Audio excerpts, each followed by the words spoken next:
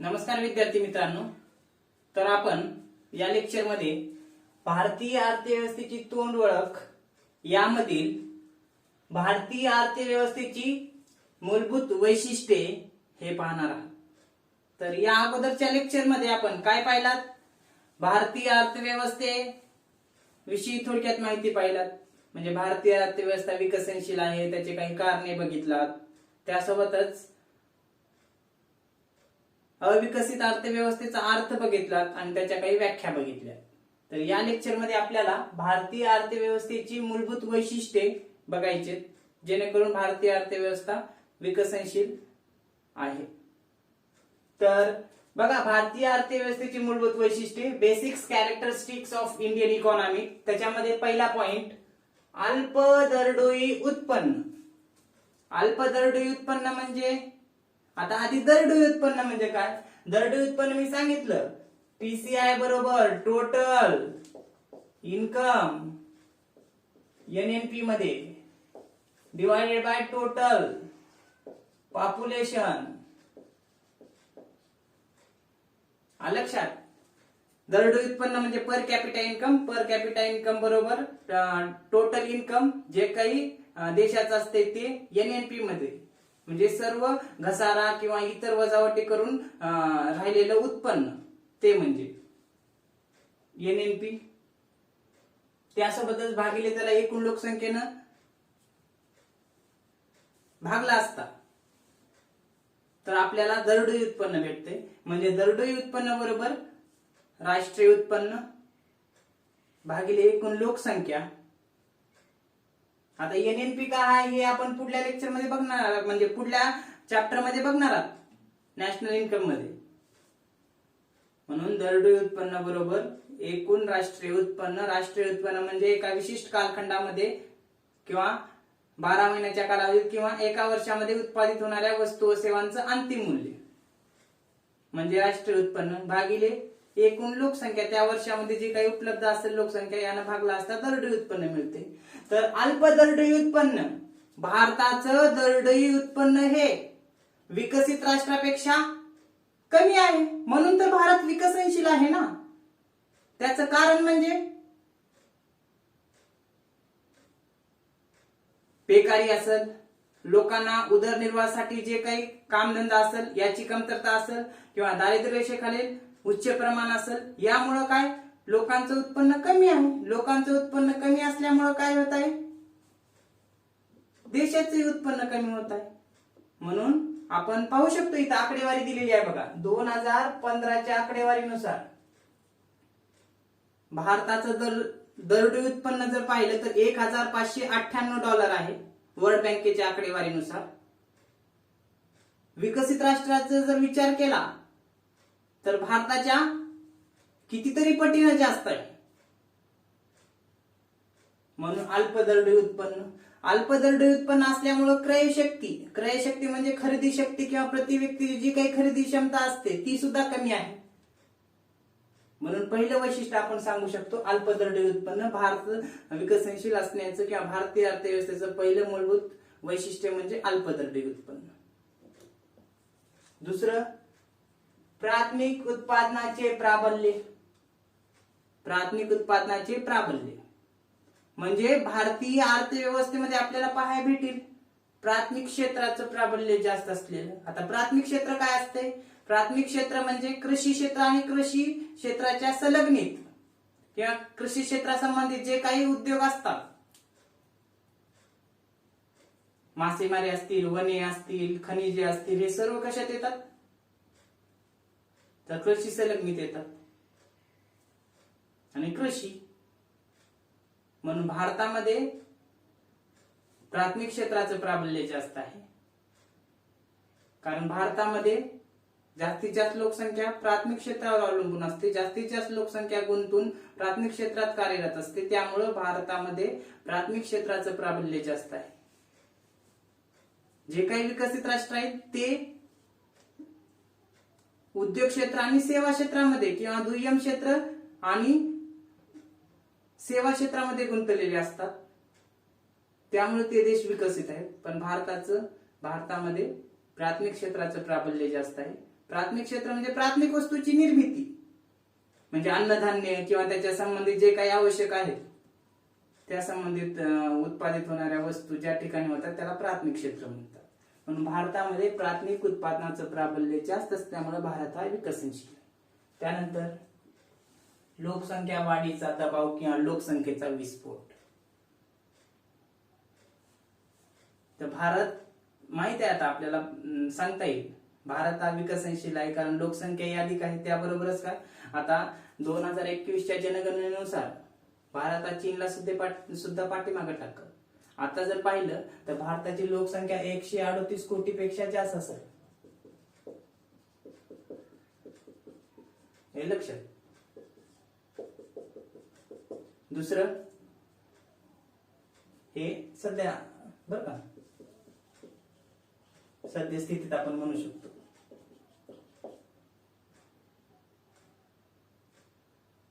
भारताची लोकसंख्या जगाच्या 17.8% आहे. दरवर्षी जर विचार केला तर 1.8 कोटीची भर पडत असते दरवर्षी लोकसंख्येमध्ये, हे लक्षात. त्याबरोबरच काय बघा, तर भारतीय अर्थव्यवस्था विकसनशील असण्याचं तिसरं कारण किंवा मग तिसरं आपण मूलभूत वैशिष्ट्य म्हणून लोकसंख्या वाढीचा दबाव किंवा प्रेशर ऑफ पॉप्युलेशन किंवा मग लोकसंख्येचा विस्फोट. देशाची लोकसंख्या भरमसाठ वाढत आहे. जर 1921 ला जर विचार केला तर लोकसंख्या ही 25 कोटी होती, 25 कोटी 1921च्या दरम्यान. 1951 जर केलं तर सरासरी 51 कोटी होती. 2001 चा जर विचार केला तर 102 कोटी. 2011 चा जर विचार केला तर 121 कोटी.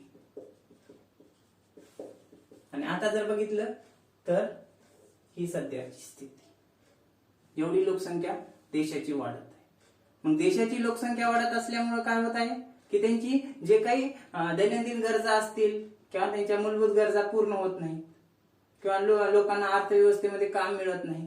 कारण सरकार सुद्धा कोणत्या कोणत्या व्यक्तीला काम देणार आहे. हा, लोकसंख्या भरमसाठ वाढत आहे. आणि लोकसंख्या वाढीचं कारण म्हणजे स्वातंत्र्यानंतर भारतानं काय केलं, कुटुंब नियोजनावरती भर दिला, औद्योगिक सुविधा ज्या काय असतात त्यावर भर दिला. त्यामुळं लोकसंख्या ही भरमसाठ वाढलेली दिसून येते. म्हणजे भारतीय अर्थव्यवस्थेचं पुढलं वैशिष्ट्य सांगता येईल काय, लोकसंख्या वाढीचा दबाव किंवा लोकसंख्याचा विस्फोट. आणि एक महत्वाचं आणखीन एक बाब सांगायची झालं तर सरासरी 2.4% क्षेत्रफळावर किती लोकसंख्या राहते, तर जगाची 17.8% लोकसंख्या,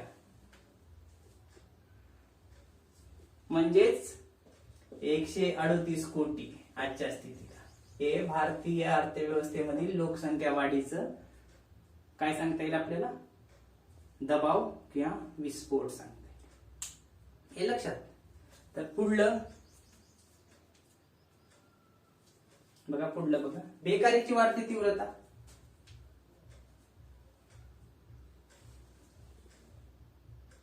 बेकारी म्हणजे पात्रता असून देखील कामाची उपलब्धता नसणे म्हणजे बेकारी, हे लक्षात. पात्रता असून देखील काम न मिळणे म्हणजे बेकारी.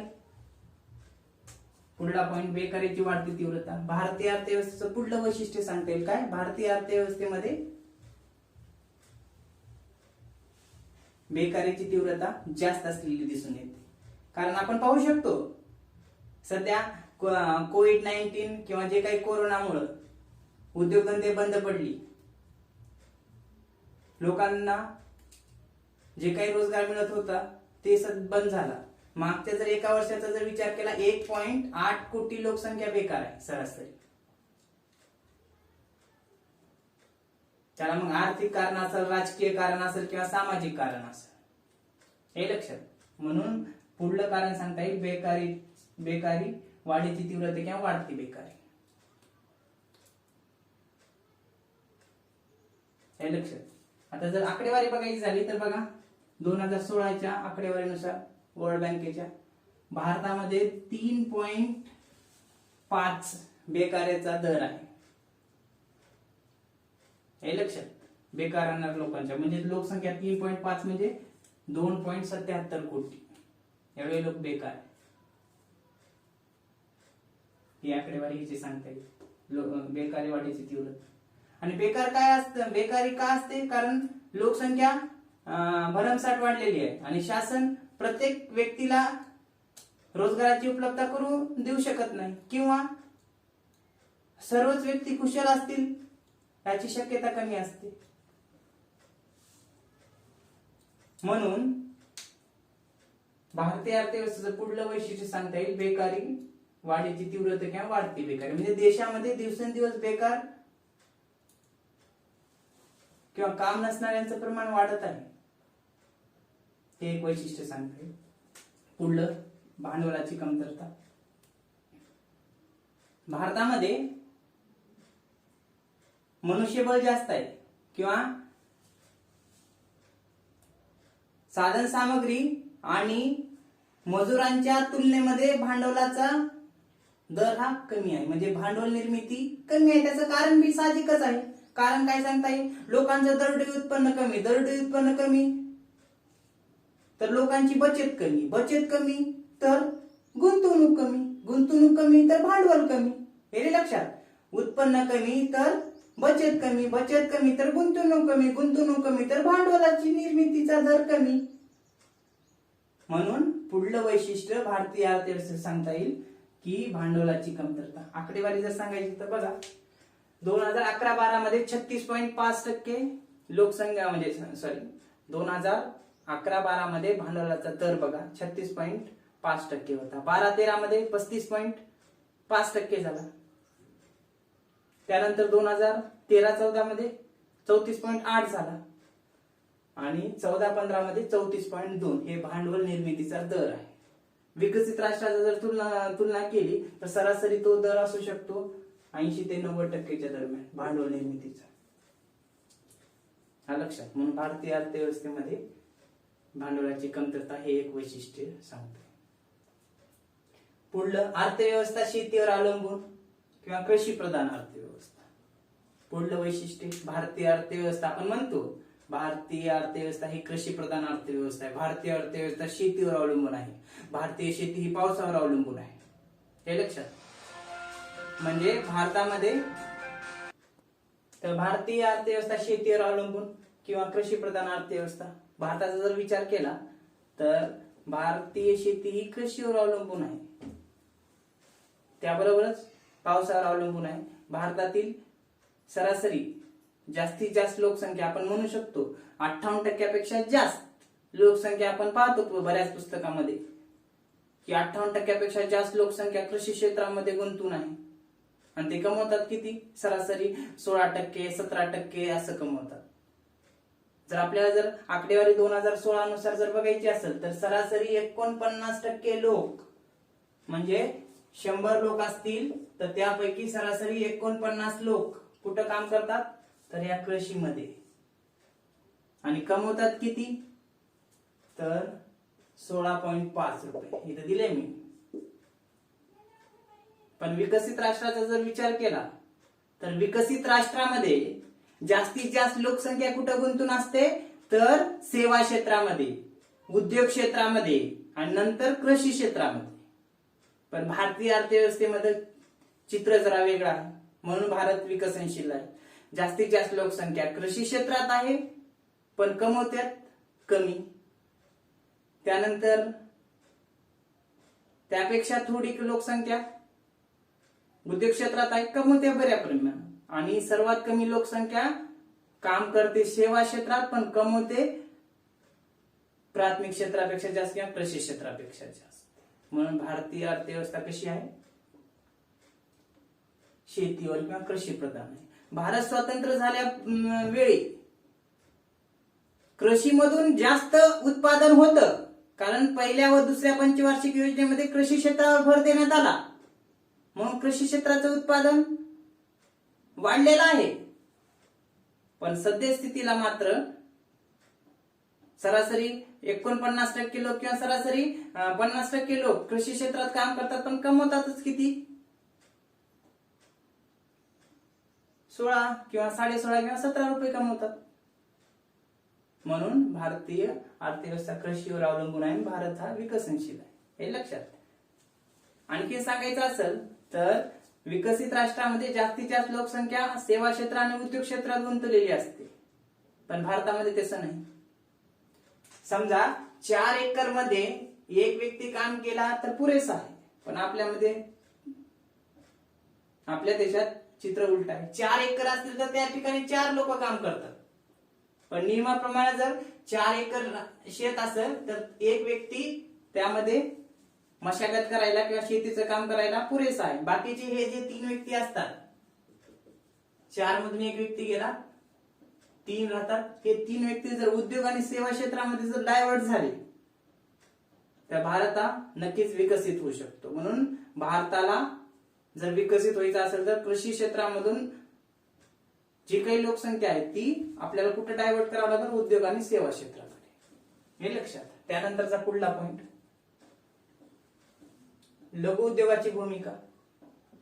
भारतामध्ये स्मॉल स्केल इंडस्ट्री स्थापन केल्या जातात. त्या स्मॉल स्केल इंडस्ट्री जर पाहिलं तर त्यांचं आयुष्यच किती असतं? पुढलं वैशिष्ट्य बरं का भारतीय अर्थव्यवस्थेचं, लघु उद्योगाची भूमिका. लघु उद्योगाची भूमिका भारतीय अर्थव्यवस्थेमध्ये महत्वाची आहे, पण लघु उद्योगांचं आयुष्य कमी असते. निकृष्ट दर्जाचं उत्पादन होत असते किंवा निकृष्ट दर्जाच्या वस्तू असतात. त्याबरोबरच मजुरीचा दर कमी असतो, हे लक्षात. हे एक वैशिष्ट्य सांगता येईल काय, की लघु उद्योगाची भूमिका. भारतामध्ये जे काही लघु उद्योग असतात, स्मॉल स्केल इंडस्ट्रीज, म्हणजे त्याच्यात कुक्कुटपालन, लघुपालन, शेळीपालन असे आपण उद्योग पाहू शकतो. त्यामुळे त्यांचं किती आयुष्य असते त्या उद्योगांचं? 1 वर्ष, 2 वर्ष, जास्तीत जास्त 3 ते 4 वर्ष झालं, म्हणजे अल्पकालीन. अवजड उद्योगांच्या तुलनेत त्यांचं आयुष्य कमी आहे. त्याबरोबर त्या ज्या काही वस्तू असतात,